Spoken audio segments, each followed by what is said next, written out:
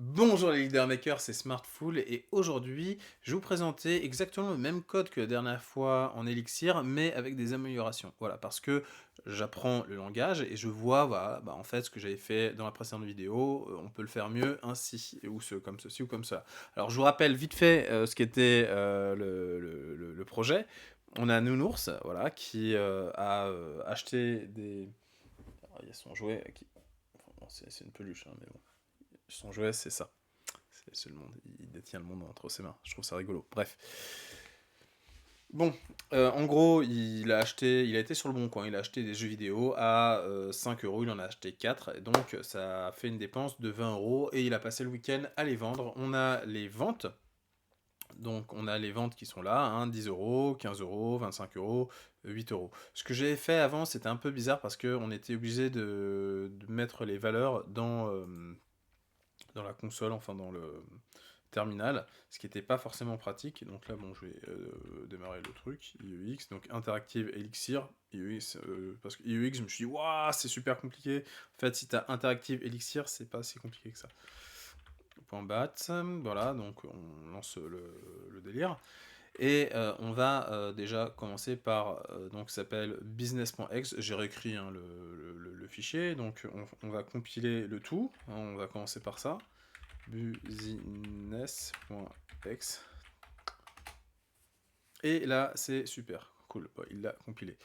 Alors qu'est-ce qui se passe? On se rend compte qu'une fonction peut renvoyer, enfin voilà, il reçoit une fonction reçoit des valeurs en entrée, et peut renvoyer des valeurs en sortie, donc une fonction peut aussi ne recevoir rien du tout en entrée, et uniquement recevoir des valeurs en sortie. Bon, et donc c'est ce qu'on va faire pour les dépenses, donc moins 20 euros, et pour les ventes.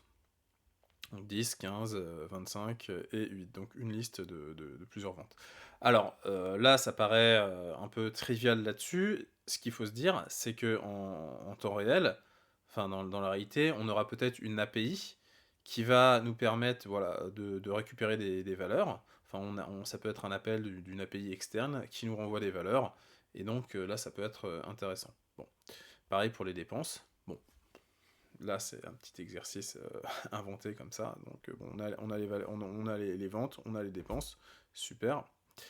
Là, j'ai mis expenses, j'aurais pu faire get expenses. Vas-y, je vais écrire get expenses. Comme ça, ne vous inquiétez pas, pour la compilation, on va recompiler. Bon. Et là, c'est intéressant, on a calcul. Donc dans calcul, on a nos ventes, hein, qui est donc un tableau de vente. Et plutôt que de faire le schéma récursif que j'avais fait avant, qui était intéressant, hein, c'est intéressant de voir comment fonctionne la récursion. On commence par la fin et après on construit le code, mais avec la fin en première idée de tête parce qu'il faut que la récursion se termine. En fait, il y a quand même beaucoup plus simple. Il y a des modules. Donc là, il y a un module qui s'appelle enum qui nous permet d'avoir tout un tas de fonctions qui nous permet de travailler sur des listes. Et donc après, c'est comme en JS, hein, on a reduce, et avec reduce, on va pouvoir, on met la somme de départ. Alors là, j'ai utilisé ce qu'on appelle un pipe, c'est-à-dire qu'en gros, cette valeur qu'on va récupérer ici, elle fait office de premier argument. Donc ça, c'est le deuxième argument, et dans la fonction reduce, alors si vous avez fait du JavaScript, je ne sais pas quel est votre niveau, mais si vous avez fait du JavaScript, reduce, on a notre tableau, on a le point de départ, donc généralement c'est 0, mais là, vu qu'on a des dépenses, autant qu'on mette les dépenses, et puis on a notre fonction de réduction. Et dans la fonction de réduction, on va avoir deux choses, on a donc la... notre accumulateur. Alors là, c'est un peu con ce que j'ai fait parce que j'ai fait somme et accumulateur. C'est pas bon ça en fait. C'est ici, tiens, je vais mettre element. Element, et l'accumulateur, c'est justement. Ah, j'y arrive pas avec element là. Et l'accumulateur, c'est justement ce qui accumule. Justement, on va changer l'accumulateur, on va plutôt l'appeler sum, comme ça, voilà. Donc voilà, on a l'élément et la somme. Et donc la somme, il prend le point de départ. Donc si c'est 0, c'est 0. Et puis après, il somme, voilà, comme on le voit ici, il va sommer chacun des éléments. Donc à chaque élément, il va les sommer. il prend en point de départ moins 20, et puis après, il nous renvoie le résultat. Donc ça, c'est ce qui se passe dans le calcul, et comme je le disais ici, tac, c'est get expenses. Comme ça, on a une cohérence entre get sales et get expenses. Et dans notre display, on va simplement appeler calcul, on appelle notre fonction getSales pour avoir nos ventes qui sont utilisées là en argument et qui vont donc représenter le premier argument de Reduce. Donc là, getExpenses c'est le second, ça peut paraître un peu bizarre, mais c'est le second parce que ici on utilise un pipe opérateur et on peut chaîner comme ça tout un tas de traitements grâce au pipe opérateur. Faut que le résultat utilisé dans les... Enfin, retourné en fait par nos fonctions soit utilisé en premier argument. Donc ça, c'est un point auquel il faut penser. Ça paraît magique comme ça, mais si à un moment tu as un résultat qui doit être en second argument, bah tu pourras pas chaîner. Mais par contre, tant que tu as des trucs en premier argument, tu pourras chaîner et avoir une syntaxe assez cool et assez sympa, tu seras pas obligé. Enfin voilà.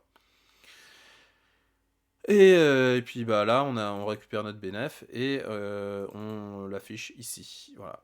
Et on dit, tac, donc là, vu que j'ai fait 2-3 modifications, on recompile. Voilà, on me dit voilà, qu'on a redéfini le module. Et ici, on va faire business display. Nounours a gagné 38 € ce week-end. Et bah voilà, et c'est cool. On a refait les fonctions avec des fonctions bah voilà, un peu plus lisibles. Donc c'est mieux parce que c'est vrai qu'avec la récursion, c'était un peu chelou. Et donc voilà. Bon, alors tu me diras, j'ai pas corrigé le point que j'avais dit. Alors si tu suis, tu me diras, tiens, mais il y avait des problèmes du TF8. J'ai regardé, j'ai pas trouvé comment on les résout, et il est fort probable que ce soit à cause du terminal. Enfin, des recherches que j'ai fait, il y en a qui m'ont dit en fait c'est le terminal qui pose problème. Il n'est pas capable de reconnaître en fait Alors je suis un peu circonspect, enfin je suis un peu dubitatif, pas circonspect. Je suis un peu dubitatif par rapport à ça. Mais bon, voilà, j'ai fait pas mal de recherches, j'ai pas trouvé, donc j'ai quand même envie d'avancer. Donc voilà, et je trouverai peut-être un jour la solution. Et ouais. Voilà, bon, bah voilà, c'est une petite courte vidéo pour te présenter voilà, une refacto de ce que j'avais fait. Et voilà, petit à petit, je vais te présenter les choses. Donc, qu'est-ce qu'il y avait de nouveau? Il y avait de nouveau le fait, bah, la nouvelle présentation, le fait de ne pas mettre les valeurs dans la présentation. Là, j'ai uniquement écrit business.display. J'ai pas été amené à écrire tous les arguments dans le terminal. Voilà, une bonne petite refacto. Donc voilà. C'était Smartful. Je te souhaite une excellente journée et je te dis à bientôt.